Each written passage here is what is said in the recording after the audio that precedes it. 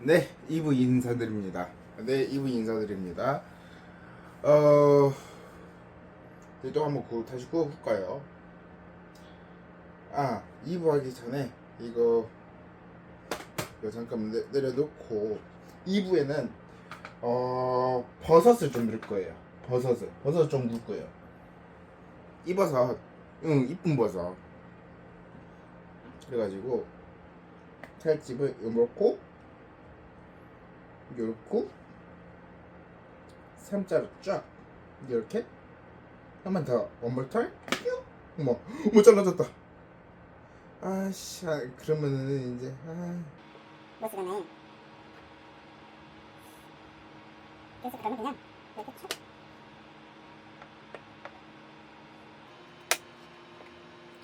나 그런 옷이 그런데 셀럽이 되고 싶어. 셀럽은 외국에서 스테이크 산다고요. 땡땡땡땡.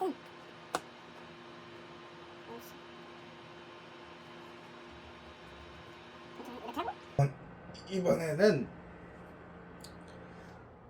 와인 숙성된 친구를 이제 혀볼 거예요. 그렇죠. 좋다 진짜.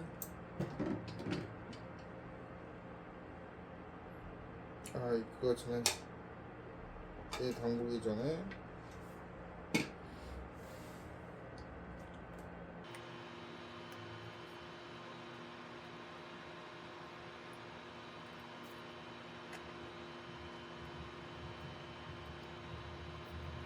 쭉 올려주고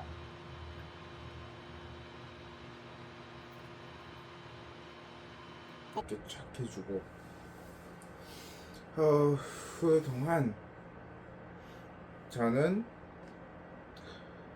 그 원체가 이야기했는데 베트남의 이제 경제 개혁, 아예 그 농업 부분의 개혁에 대해서, 농촌 개혁에 대해서 이야기를 해볼 거예요. 네, 그래서 저는 이번에 베트남 농촌에서 개혁은 어떻게 이루어졌고 그것이 남이 내담자 내러티브라는 것이 뭔가에 대해서 이야기해 보려고 해요. 그런데 좀 이제 구하려고 해요. 그런데 이제 내담자 내러티브라는 것은 당사자 입장에서 중요한 이야기들 있잖아요. 그런 것을 의미하는 거고요. 그래서 이번에 제가 떨어져. 이번에 이제 중요한 이야기는 그거죠.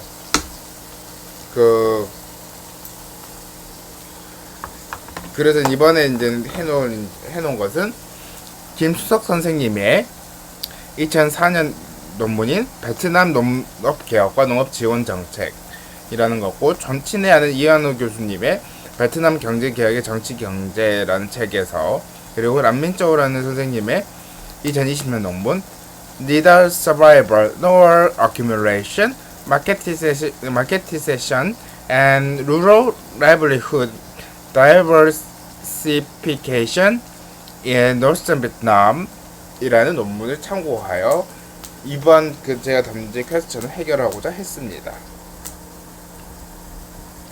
그래서 일단 핵심 키워드인 합작사라는 말을 정리하고 가야 돼요.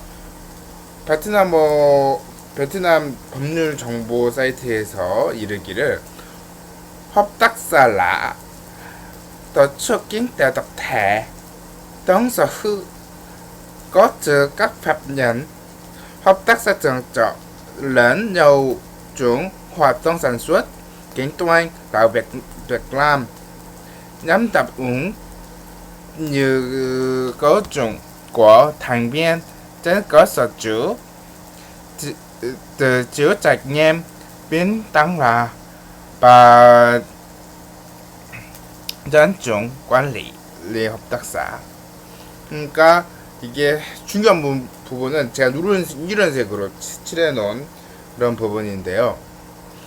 뭐라 하는 거냐면 합작사는 뭐라고 하는 거냐면 합작사는 떡죽인 대 떡대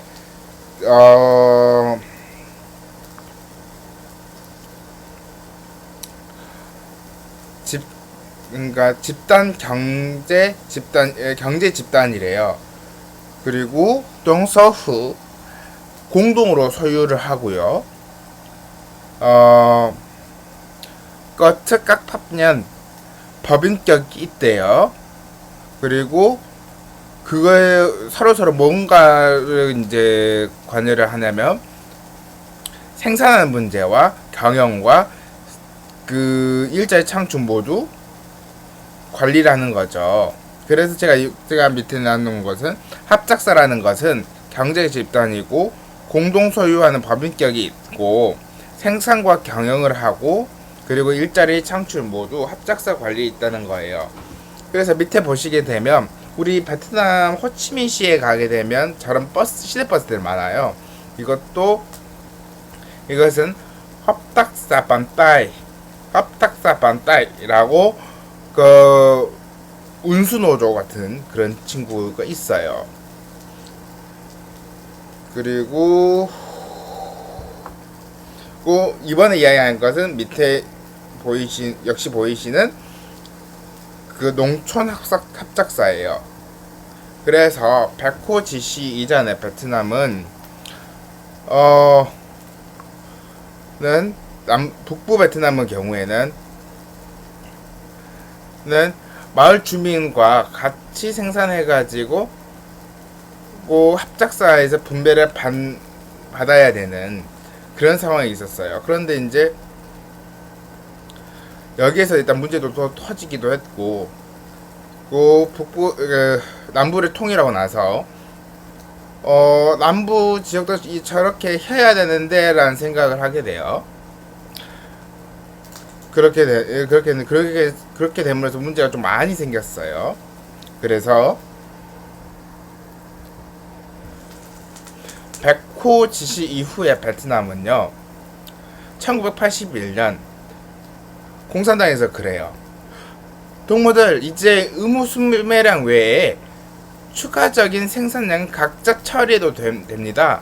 단 합작사 시스템을 유지합니다 라고 해요. 그런데 합작사 시스템이 유지된다는 점에서 큰 본질적인 차이는 없지만 핵심적인 것은 그 전에 탈법적 계약제로 해가지고 수매량만큼 생산하고 남은 잉여 생산물은 간부들하고 쇼부를 봐가지고 해먹었던 탈법적 계약제가 있었어요. 그런데 이것을 이제 합법화 시켜주고 또 하나 더 큰 의미는 잉여 생산물에 대한 것을 허용해줬다는 거죠. 그러고 나서 좀 상황이 안 좋네 해가지고 공산당에서 1988년 우리 올림픽 있을 때네 그때 그 공산당이 뭐라면 동무들 이제 저희는 농가와 직접 계약해서 여러분의 토지 소유권 사실을 인정하겠습니다 라고 발표를 해요. 그래서 1981년에는 생산물 계약제를 발표를 했고요. 1988년에는 농가 계약제를 실시를 했어요. 이제 고개 적당히 익은 것 같으면 먹어보죠.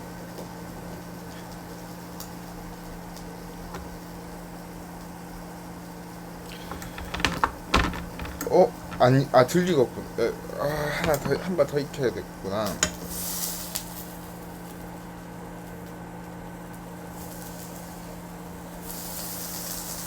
조금만 더 익혀보죠. 그래서 베트남 농촌 개혁 과정은 통일 이전 북부에서는 합작사를 통한 집체 농업을 했으며 통일 이후 남부에서는 집체 농업을 통해서 경작을 요구했다는 점이죠. 어쨌든 합작사를 통해서 이루어져요. 이제 복잡하게만 초급 합작사, 고급 합작사 이렇게 나눠지기는 하는데 그거에 대해서 크게 우리가 지금 이 상황에서 거론할 필요는 없고요. 그 이후 합작사나 체제인 집체 농업을 지나면은 그래서 좀 소정한 거인 생산물 계약제라는 걸 하게 돼요. 그 이후에 농가 계약제로 변하게 되죠.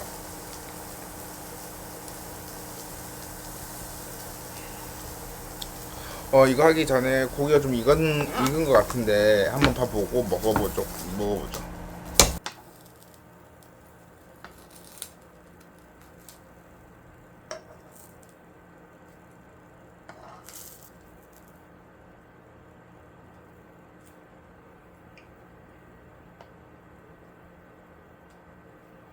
이렇게 쭉 해서 그래서 싸는 거예요.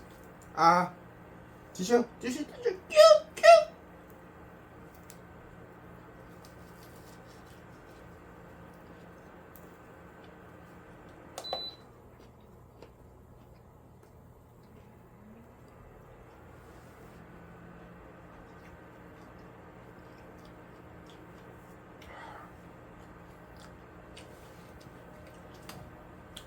와, 그래 이게 삼겹살이지 진짜.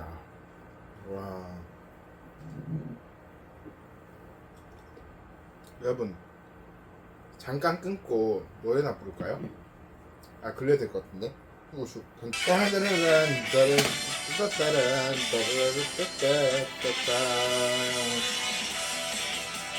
딴따라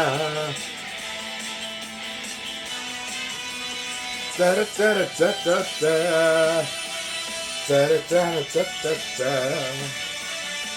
무조건이야. 짜짜짜 내게 할 땐 나를 불러줘. 언제든지 달려갈게. 낮에도 좋아 밤에도 좋아 언제든지 달려갈게.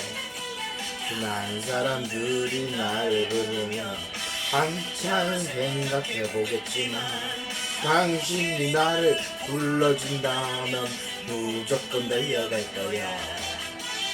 짜짜라짜라짜라짜짜짜 당신이 향한 나의 사랑은 무조건이야. 당신이 있는 나의 사랑은 그때 사랑이야. 태평양을 건너 인도양을 건너 인도양을 건너서라도 당신이 나오면 달려갈 거야. 무조건 달려갈 거야. 짜짜짜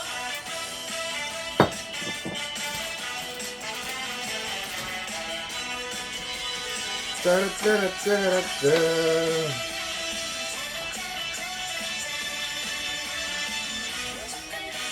이야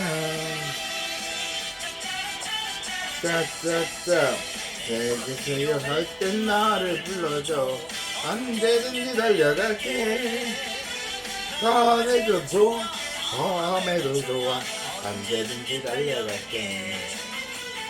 많은 사람들이 나를 부르면 한참을 생각해보겠지만 당신이 나를 불러준다면 무조건 달려갈 거야.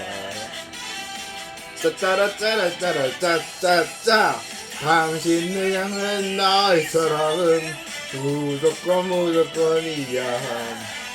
당신을 향한 나의 사랑은 그 사랑이야. 베스양을 건너 중도양을 건너서라도 당신을 부르면 달려갈 거야.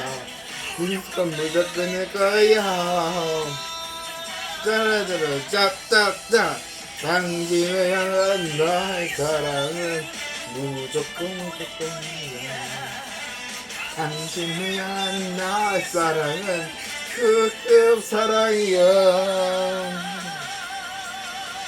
베스양을 건너 베스양을 건너 인도양을 건너서라도 당신이 누르면 달려갈 거야. 무조건 달려갈 거야. 따라따라따라따.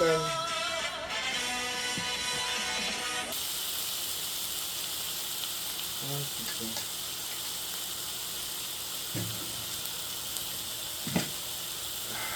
좋다. 뭐 한 번 더 뽑아볼까요? 그러시면서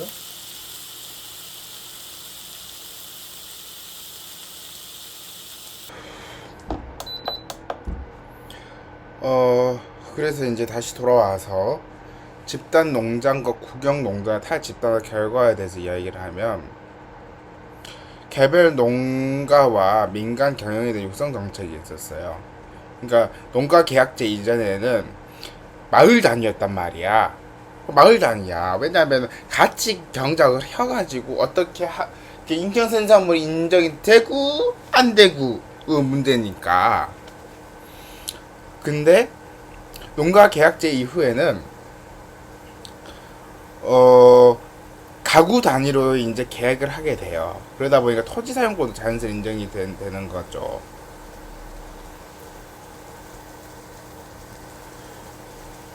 그래서 공산당에서는 이제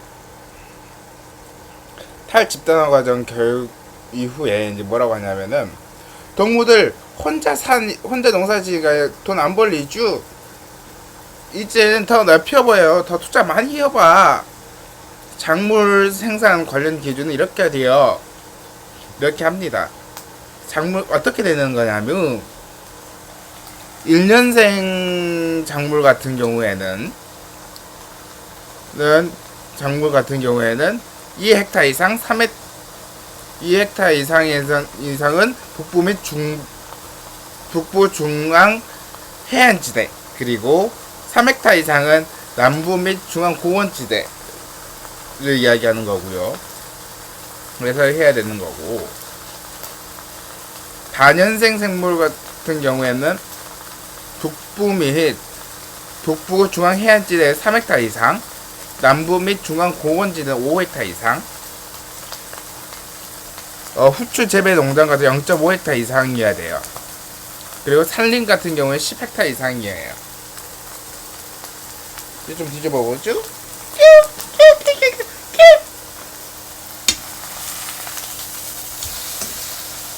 우와, 잘 됐다.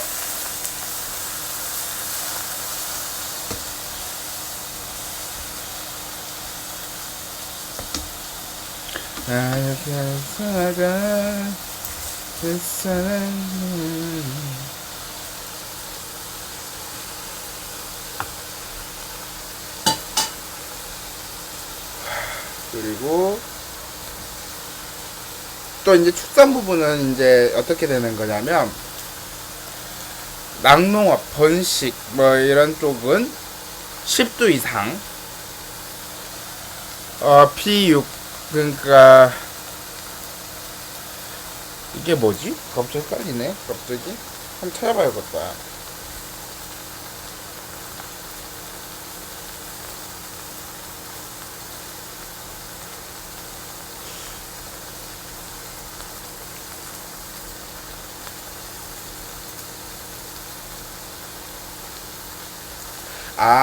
살찌게, 그러니까 그냥 살찌게 키우는 거, 그건 50도 이상. 그리고 작은 거 같은 경우에는 돼지 염소를 대상으로 하는데, 번식 목적은 20도 이상, 살찌우는 것은 100도 이상, 그리고 가금류는 2000수 이상, 이렇게 되는 거죠.